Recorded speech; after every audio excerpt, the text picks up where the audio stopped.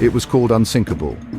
But on its very first journey, the Titanic met a tragic fate that shocked the entire world. Today, we'll explore the building of the Titanic, its maiden voyage, the people on board, and the disaster that changed history forever. This is a Mr. P Education Academy video. The Titanic was built in Belfast, Northern Ireland, by the famous Harland and Wolff shipyard. At over 269 meters long and 28 meters wide, it was the largest ship the world had ever seen. The Titanic was designed to be the ultimate blend of size, safety, and luxury, with grand staircases, fine dining halls, and even a swimming pool. To many, it was a symbol of progress and human achievement in the early 20th century.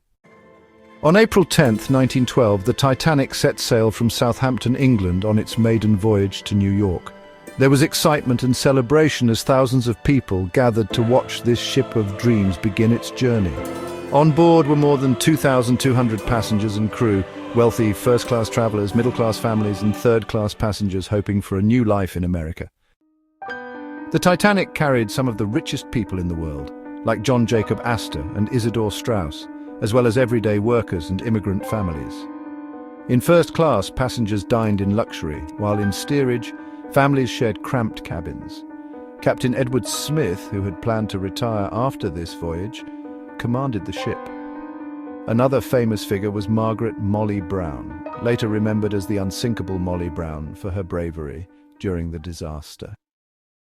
On the night of April 14, 1912, the Titanic struck an iceberg in the freezing North Atlantic. Despite being called unsinkable, the ship's hull was torn open and water poured in. The Titanic carried too few lifeboats, and many were launched only half full. Over 1,500 people lost their lives in the icy waters that night. The survivors were rescued by the ship Carpathia, which arrived hours later.